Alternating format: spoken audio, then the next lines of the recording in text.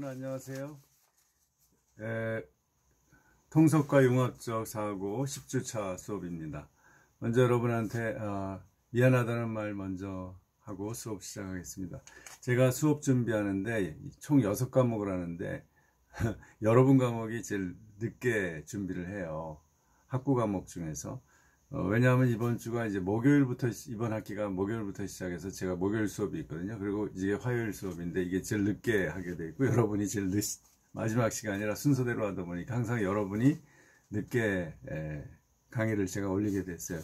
그 점 미안하고, 그 대신 저는 항상 여러분에게 최소한 일주일은 강의 들을 수 있는 시간을 여태까지 드려왔죠. 이번 주도 저도 이제 정식으로 원래가 이제 이번 수업은 14일까지입니다. 학교에서 정한 시간이. 그런데 제가 18일까지 일주일 더 해서 18일 날 이 강의를, 10주차 강의를 여러분이 다 듣는 걸로 하겠습니다. 그래요. 하여튼 그 다음에 다음 주부터는 이제 이번 주에 올려서 21일까지 11차 주 강의는 여러분이 들어야 합니다. 그때부터 정상으로. 예, 그래요. 오늘은 이제 이 조벽 교수란 분이 하신 퍼스트 무버와 대충형 인재라는 얘기를 가지고, 역시 융합적이고 이제 혁신적인 사고, 창의적 사고를 해서 우리가 이 사회가 좀 변해야겠다라, 우리 한국의 교육이나 사회가 변해야겠다는 얘기를 하고자 합니다. 그래서 제가 첫째 시간에 6교시에는 강의안을 가지고 하고요. 여러분이 보면서 하고, 이제 7교시에는 좀 이제 순서를 바꿨어요. 먼저 수업 이 책을 가지고 하고요. 그 다음에 7교시에 오늘의 인물을 빌 게이츠로 잡았어요. 빌 게이츠도 혁신적인 사람 중에 하나죠. 지금은 이제 말년을 지내시고 있지만 그래도 여전히 아주 적극적으로 활동하고 계시죠. 예, 한번 우리 이렇게 시작을 해보겠습니다. 강의안부터.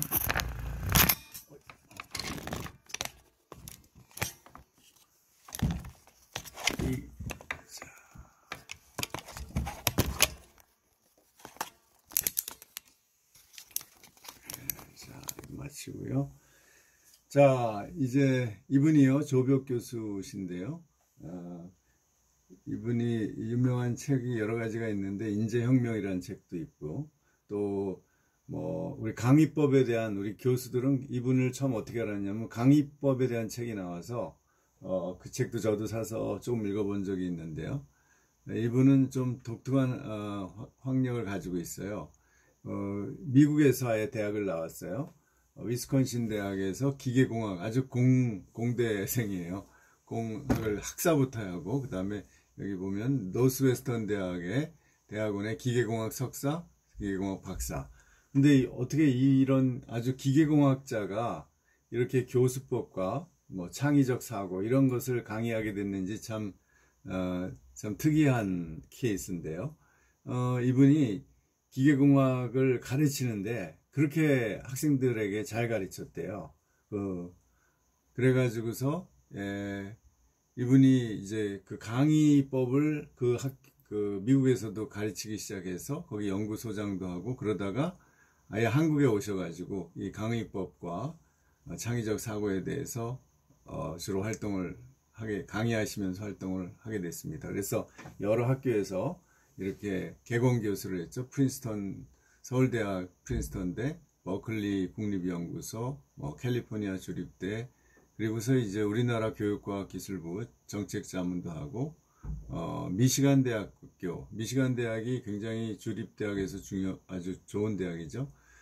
미시간 공대에 교수를 하시다가, 환경정책대학원 교수 하시다가 우리나라에 와서 이제 활동하시는 거죠.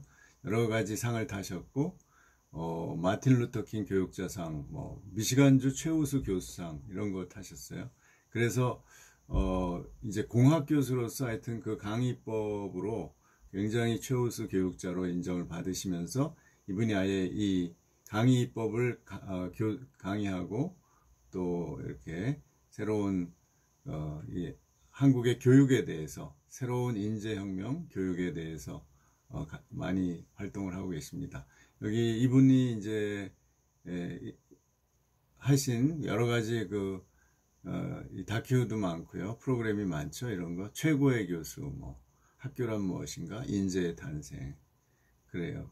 이런 것을, 여러분이 이제 유튜브에서 좀 보시면 되겠는데, 제가 이 강의에는 지금, 유튜브를, 지금 준비는 못했고, 다음 시간에 잠깐 보여드리려고 합니다. 자, 이분이 말하는, 인재가 뭐냐, 핵심 인재가 뭐냐. 이때 이제 이 그림을 보시면 알듯이, 예. 그러니까 이 세 가지를 보통 이렇게 요즘 가진 사람이 인재다는 거예요. 전문성, 자기가 전공 분야 또 자기가 하는 일에 어떤 많은 지식과 숙련도를 가지고 있어야죠. 그 다음에 태도, 이거는 인성적인 성격적 태도이고요. 그 다음에 성과, 어떤 결과물을 내는 능력이 있어야죠.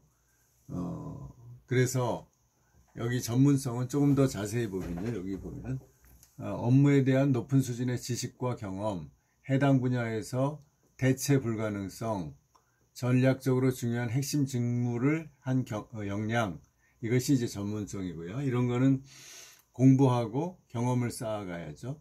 그러나 이제 태도는 바람직한 윤리의식과 공정한 사고방식, 업무에 대한 열정과 조직에 대한 충성도, 창의적 문제 해결 및 변화 선도 능력, 조직 및 사람 관리에서 잠재적인 리더십, 이런 겁니다. 그러니까 윤리적이고 공정한, 기본적으로 이 사고방식이 돼 있어야죠. 부당하게 사람들을 대하면 안 되죠.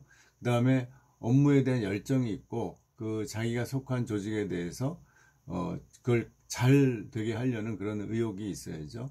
그 다음에 창의적이고 변화를 두려워하지 않고, 그 다음에 이제 리더십을 가져야죠. 사람들을 이렇게 자기 혼자만 독불장군으로 가는 게 아니라 함께 갈 수 있도록, 그런 것이 리더십이죠. 옛날식에 막 명령하고 그래서 무섭게 해서 하는 권위적인 리더십이 아니라 어떻게든 사람들을 함께 가게 하는 그런 능력이, 이것이 이제 태도고요. 세 번째가 성과는 해당 분야에서 가시적인 결과, 실적을 보여줘야 된다는 거죠.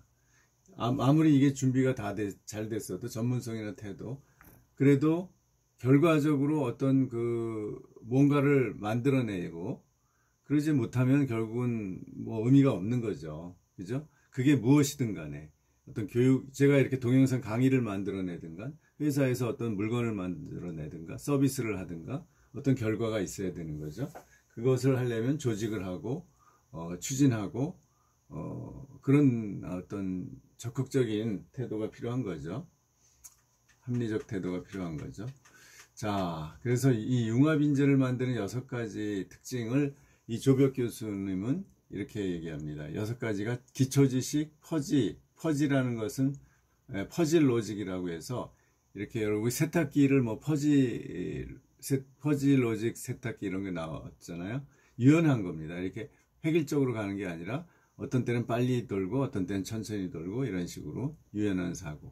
그 다음에 호기심, 모험심, 긍정심, 허심, 이렇게 6가지를 들고 있어요. 하나씩 보면 지적 능력에 해당하는 게 1, 2번인 것 같아요. 여기 지적 능력이 1, 2번. 여기 기초지식, 이거는 기본적으로 알아야 되는 거죠. 예를 들어 컴퓨터 하려면 작동하는 걸 알아야 되는 거죠. 그 다음에 퍼지 사고력, 유연한 사고, 여기까지가 이제 지적 능력인 것 같아요. 그러니까 여러 가지 가능성을 다 생각할 수 있는 능력이 퍼지 사고력이라고 할 수 있겠죠. 기본 지식을 갖고. 그러나 나머지 4개는 성격에 해당해요. 호기심, 뭔가 새로운 걸 알려고 하는 호기심이 있어야 돼요. 그런데 호기심을 너무 많이 가지면 좀 피곤하긴 하죠. 그렇지만 자기가 자기 분야에서만이라도 새로운 것에 대한 호기심이 있어야 되고, 그 다음에 모험심, 한번 해보자. 가능성이 있으면 한번 해보자라는 모험심이 있어야 되고, 그냥 나는 안 하고 말래, 그냥 가만히 있을래, 이런 것보다는 새로운 걸 잡고 해보려는 모험심이 있고, 그 다음에 긍정심. 여기 이제 우리가 유명한 속담이 있죠. 하늘이 무너져도 솟아날 구멍이 있다. 이렇게 긍정적으로 생각을 해야만 앞으로 나갈 수 있지, 다 문제점이 많고 부정적으로 보기 시작하면은 할 게 없죠. 다 틀렸으니까, 다 안 될 것 같으니까.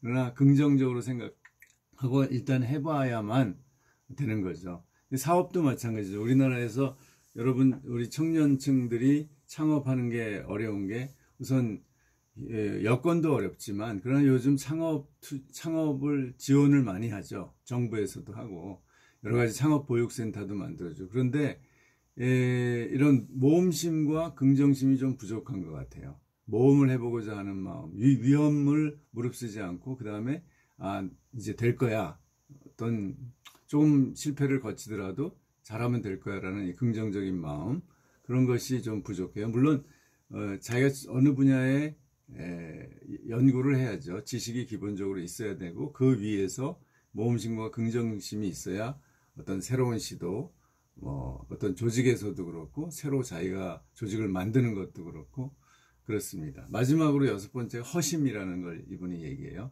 이거는 새로운 것을 포용할 수 있는 여유, 빈 마음. 물론 호기심하고도 연결되죠. 그런데 그냥 허심이라는 것은 막 강렬한 그 욕구가 아니라 그냥 여유, 허허실실 여유, 마음을 비워놓고 뭔가 거기에 채울 수 있도록, 그냥 누가 뭐라고 해도 그래 누가 비판을 해도 그래, 네 말도 맞고, 그래, 그러면서 좀 당장 결론을 내리지 않고 좀 여유를 갖는 거죠. 그리고 시간이 가면 해결되는 면도 있고 조금 더 정리가 되겠지, 그렇게 좀 마음을 비워놓을 때 새로운 아이디어가 생기기도 하고 또 새로운 선택을 할 수 있는 길이 열리기도 한다는 거죠. 그래서 이분은 이 허심을 굉장히 강조합니다. 여유를 가져라. 너무 급하게 막 서두르지 말고, 이 긍정심과도 연결되는 것 같아요. 잘 되겠지 하고 이제 좀 놔두고 기다리고, 뭔가가 이건 약간 예지적인 그런 성격도 있는 거죠. 놔두는 거죠. 그러면서 때를 기다리고 또 새로운 것들을 이렇게 향해서 마음을 열고 있는 거죠. 자, 그래서 이러한 인재를 가진 6가지 요소죠. 기초지식, 유연한 사고력, 호기심, 모험심, 긍정심, 허심. 그러니까 이 융합인재의 지적인 면은 2개고 나머지 4개는 성격적인 면이다, 마음의 태도다 라는 거죠. 그게 굉장히 중요하다는 거죠. 그래서 제가 전에 신문에서 봤는데 대기업의 그 최고 CEO 자리에 올라간 분들한테 물어봤대요. 당신이 이 자리에 있는 게 무엇 때문이냐, 가장 큰 요인이 뭐냐 했더니 그 중에서 5명이 6명한테 물어봤는데 5명이 인간관계다 이렇게 얘기를 하더래요. 그러니까 자기 능력이다, 노력이다 이렇게 생각하지 않는다는 거죠. 누군가가 나를 도와주고 나를 키워주고 이끌어줘서, 또는 그 어떤 누구의 정보나 소개나 또는 그런, 결국은 누구와 친하고 이런 것 때문에 결국은 자기가 이 자리에 왔다. 그렇게 인간관계가 그만큼 실제로 중요한 역할을 준다는 거죠. 그 인간관계는 주로 지식보다는 이 성격에 의해서 인간관계를 맺게 되는 거죠. 예, 그래서 좋은 친구를 많이 갖는 게 좋습니다. 또 좋은 멘토나 선생님들, 이런 분들을 많이 또 갖는 게 좋은 거예요. 그래서 그건 경험해보면 알아요. 한 사람을 한 5년만 사귀어보면 이 사람이 어떤 사람인지 알잖아요. 그래서 좋은 사람들을 하고 자꾸 만나고 이야기를 듣고 사귀어야 되는 거죠. 자, 여기 이제 이분의 핵심 이야기 중에 재미있는 표현이 동네 인재와 글로벌 인재, 이런 말이 있습니다. 동네 인재와 글로벌 인재. 그런데 우선 그 전에 그 동네 인재가 그럼 뭔가를 얘기를 먼저 하죠.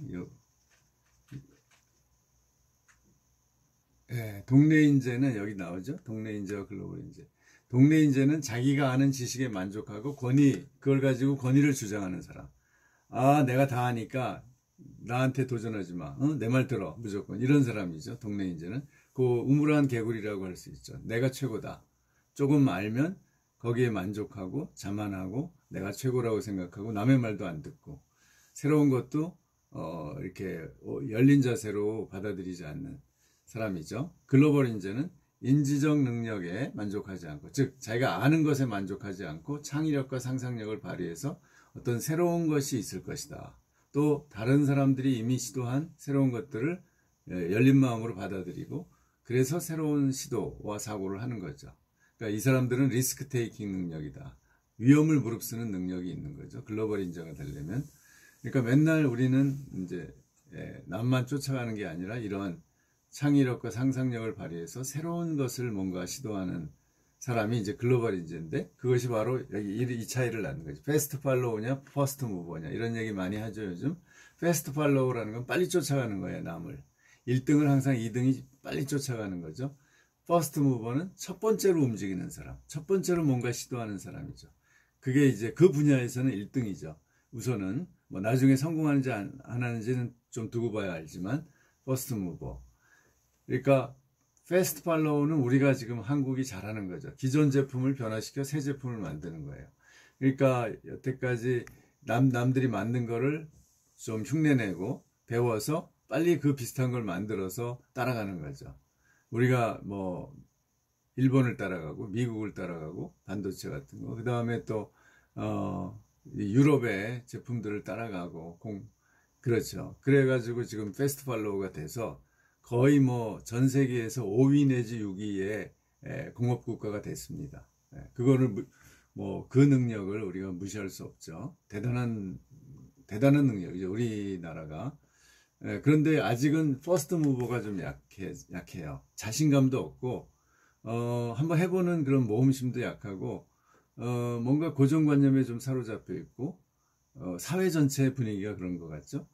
그러니까 우리는 뭐 그냥 아유 이런 거나 해야지 이런 생각. 한번 사는 인생 젊었을 때 여러분같이 20대 30대 새로운 시도를 해보기 딱 좋거든요. 저같이 60대에 새로운 시도한다? 그건 좀 늦었다고들 얘기하더라고요. 그런데 저는 해보려고 해요. 북한에도 한번 가보고 싶고요. 가서 뭔가 해보고 싶어요. 이제 몸이 움직이는 한, 북한이 열리기만 하면 그러니 새로운 걸 해보는 거죠. 뭐 한 번 사는 인생 새로운 거 한번 해보면 안 돼요? 옆에 있는 사람들이 고생해요. 그래도 저는 자녀도 다 길렀으니까 한번 해보려고 그래요. 자, 아이디어로 새롭게 세상을 변화시키는 사람이 퍼스트 무버다. 새로운 생각을 하고 새로운 걸 시도해보는 거죠. 자기가 여태까지 안 해본, 제가 이제 다른 서양 철학의 이해 준비하면서 마크스에 대해서, 칼 마크스에 대해서 준비를 좀 했는데, 그때 제가 읽은 그 마크스 평전도 있는데, 그 마크스가 대단히 공부를 열심히 하는 사람이었어요. 뭐 이념을 떠나서 학자의 자질로 볼 때 대단한 사람인데요. 이 사람이 러시아 혁명가들이 와서 자기한테 자꾸 언제 우리도 혁명해도 되냐고 물으니까 내가 알았어, 내가 좀 생각해 볼게. 그러고서 러시아의 러를 공부해 가지고요, 몇 달 만에 러시아 문헌들을 다 읽고, 그래가지고 너희들은 아직 혁명하기에는 너무 이러, 너무 빠르니까 좀 더 기다려, 이렇게 얘기했다는 거예요.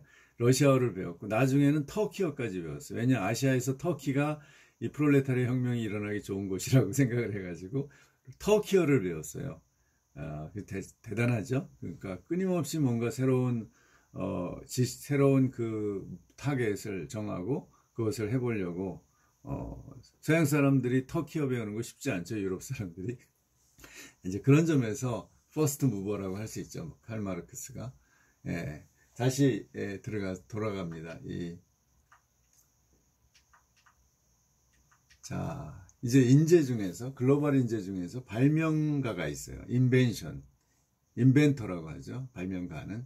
발명은 인벤션이고, 돈 가지고 아이디어를 실제로 만드는 사람이에요. 그러니까 돈을 누가 줘야죠. 이거를 뭐 만들려면 재료라든지 자기도 그 생활비도 필요하고, 그래서 누군가가 돈을 이렇게 투자해주면 그 아이디어를 가지고 실제로 어떤 물건을 만들고 기계를 만들고 새로운 서비스를 만드는 것이, 그래서 독창성이 필요하죠. 그 대표적인 사람을 책에서 콜라드 추제라는 사람을, 독일 컴퓨터 발명가죠. 원래 컴퓨터 아이디어는 영국의 튜링이라는 수학자가 만든 거잖아요. 그 튜링의 아이디어로 최초의 상업적 컴퓨터를 기계적인 컴퓨터를 만든 거죠. 전자기계. 네. 이 사람입니다. 네. 콘라드 츠제. 아주 끈질기게 이런 컴퓨터를 처음에 만들었어요. 튜링 머신이죠, 이게.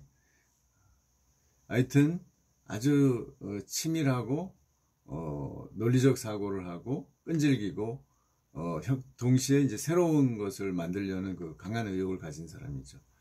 그 다음에 혁신가는 뭐냐? 이노베이터라고 하죠. 요즘 이노베이션이란 말 많이 쓰죠. 혁신.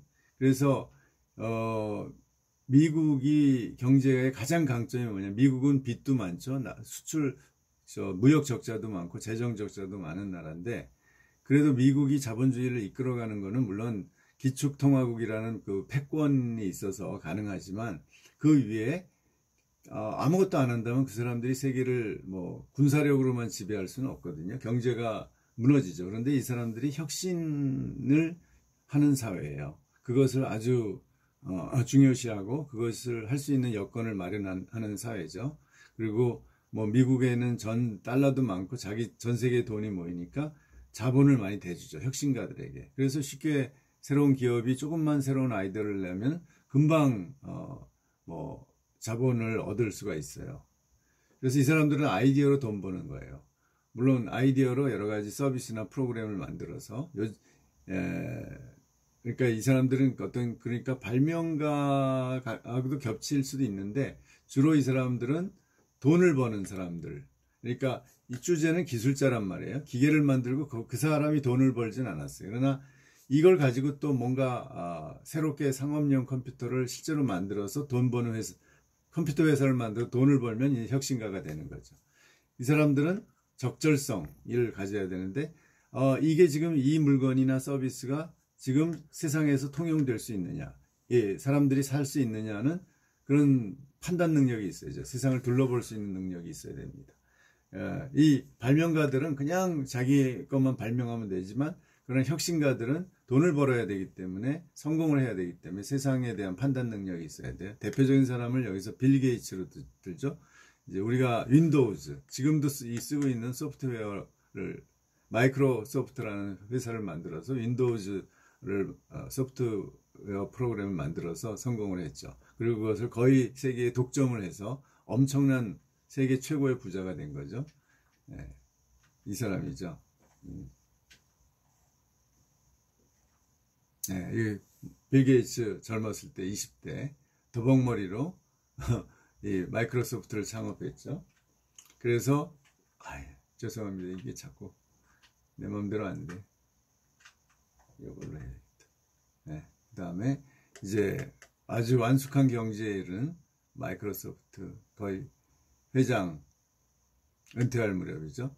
그런데 이분이 또 특이한 것은 이번에도 신종 코로나 백신 개발에 1186억 원을 기부했고, 이분이 아마 57억인가 57억 원, 아니 57억 57억 달러를 자기 그 재단에 기부해서 자기하고 자기 부인 이름으로 빌 앤 멜린다 그 재단이라고 해서 그 아프리카 이런데 엄청나게 많은 그 전염병을 퇴치한다든지 이런데 사회 사업을 했죠. 거의 재산의 대부분을 다 기부했죠.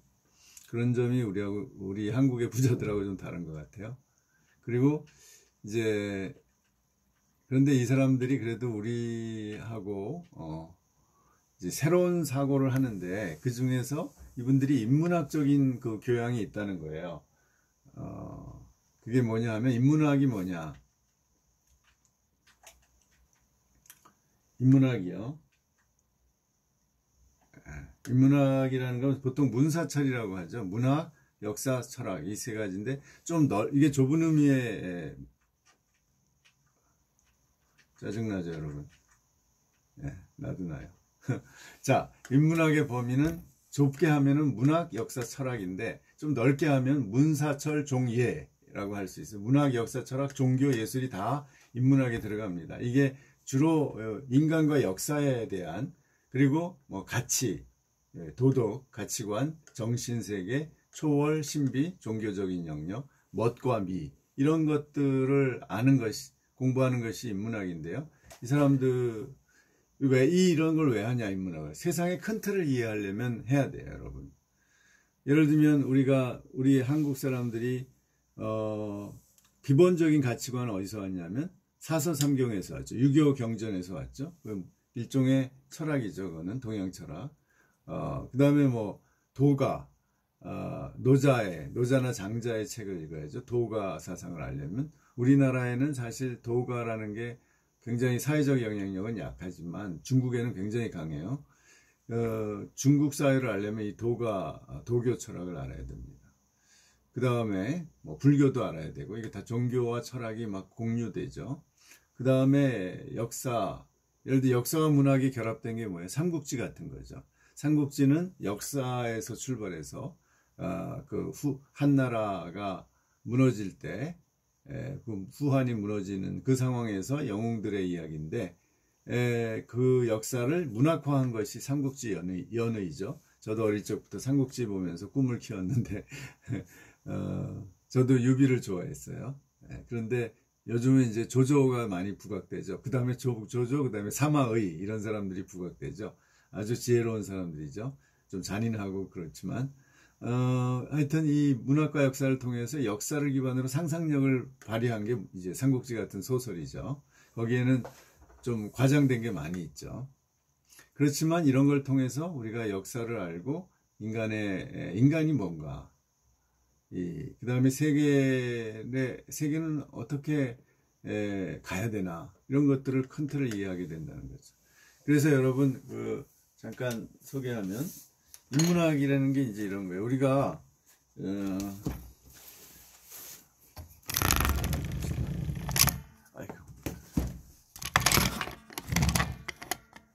여기 보면은, 우리가 이런 책도 있어요. 제가 옛날에 산 책인데, 재테크에 대해서 한번 알아보려고. 이런 책도 필요하죠. 그런데, 그런 현실적인 뭐, 성공과 우리 자기 교양, 자기 개발서라고 하죠. 자기 개발서. 이런 것도 가끔 읽어봐야 되죠. 그런 게 재밌죠. 쉽고. 그렇지만 이런 책도 읽어야 된다, 이게. 세상은 왜 존재하는가.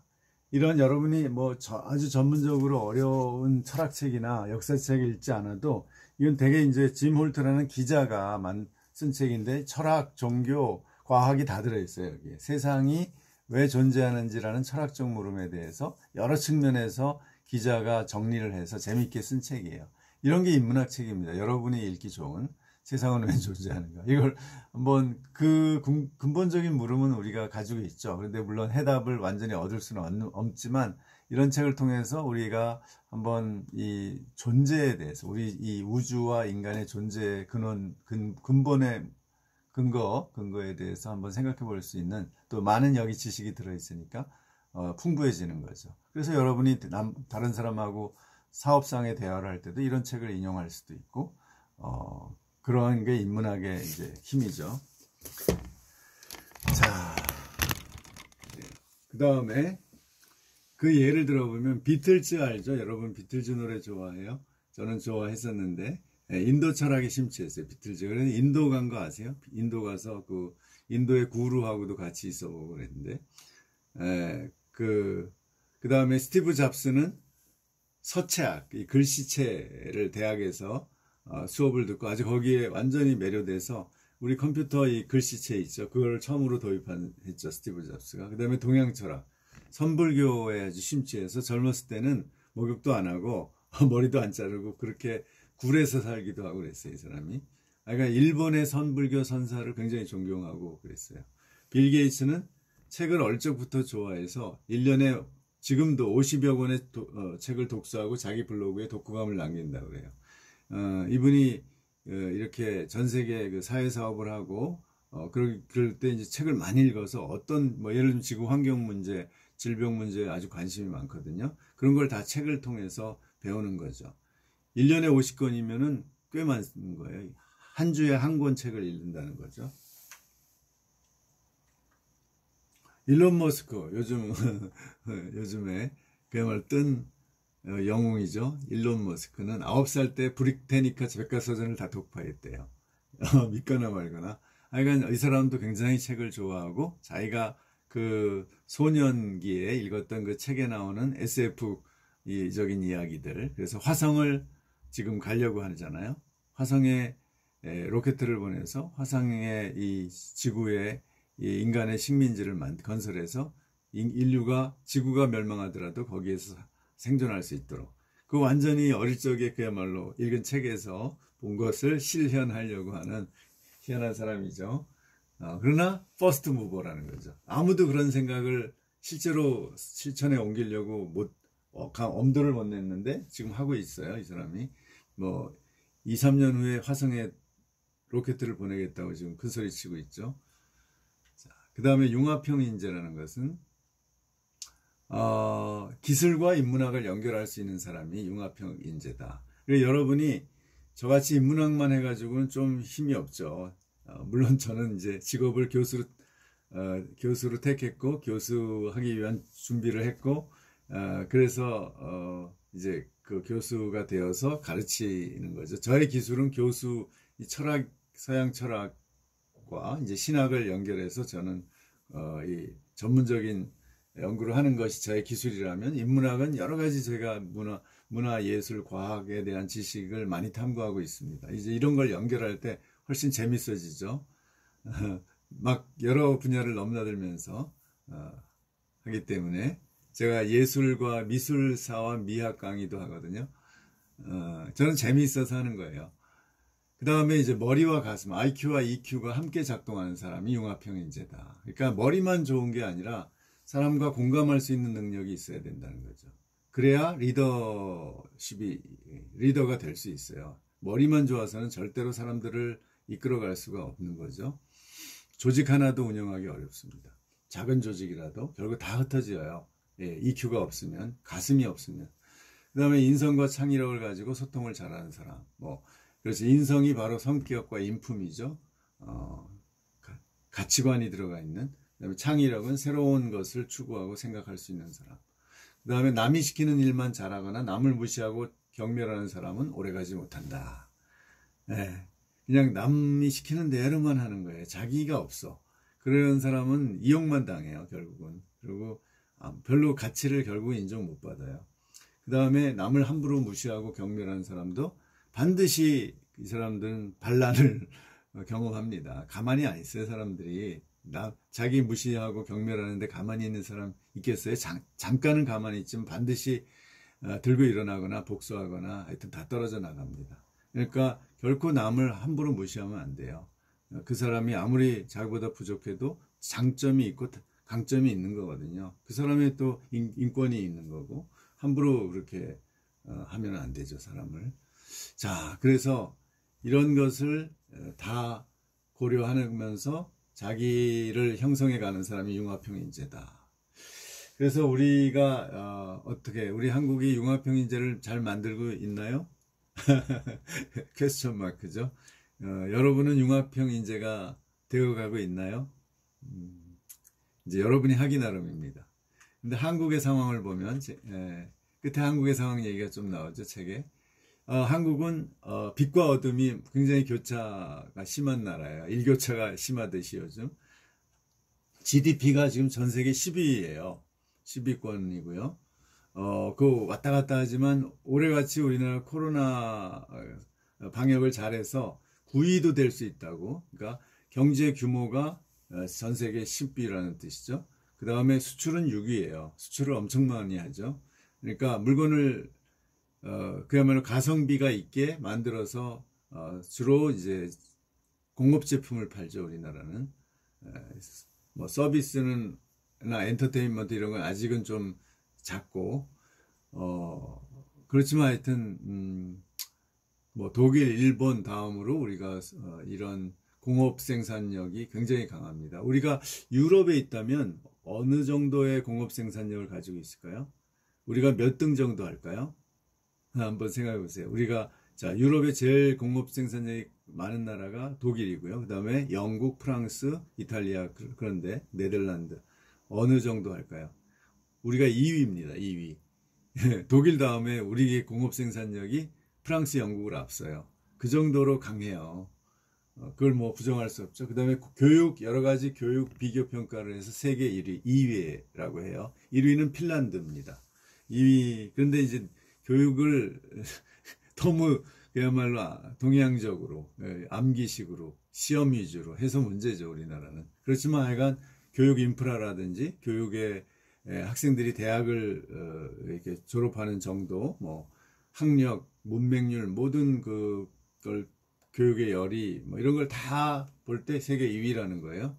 이 정도로 우리가 굉장히 상위권에 간 면들도 있죠. 그런데 이번에 뭐 이 방역, 코로나 방역도 굉장히 잘했죠. 그러나 이 아래를 보세요. 아래를 보면 우리가 인성 측면이 35위.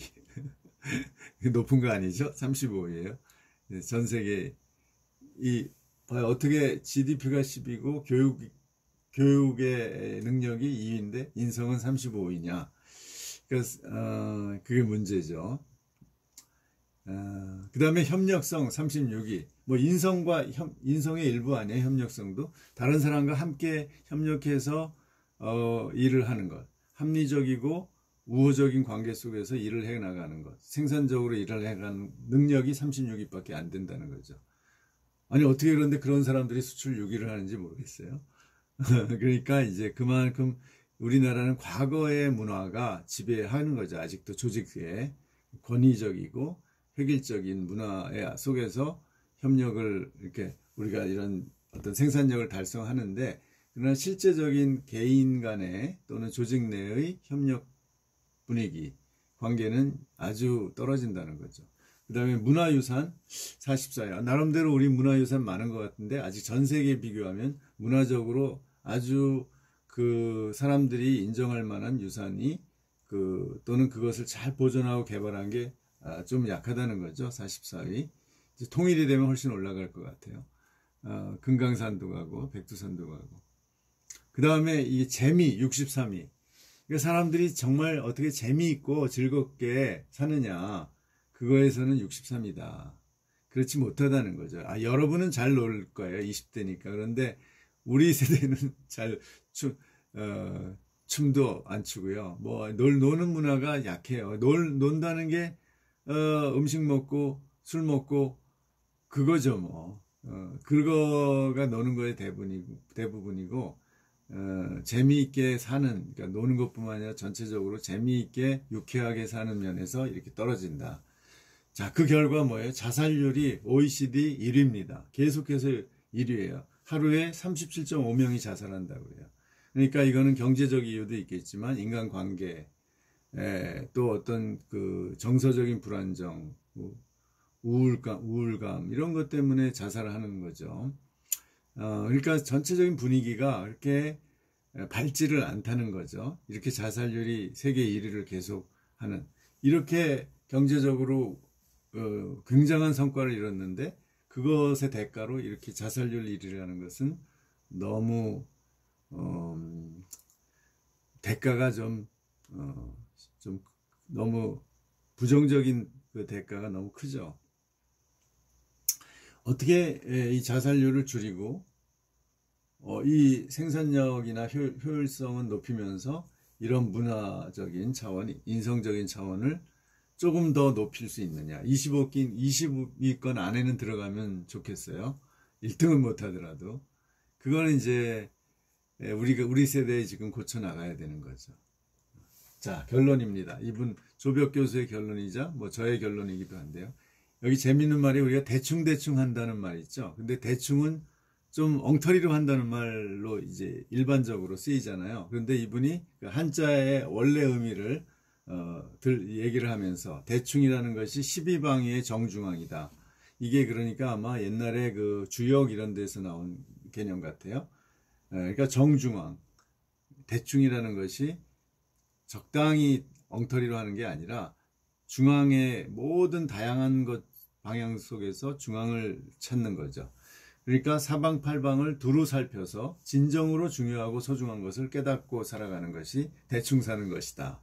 원 의미가 그렇다는 거죠.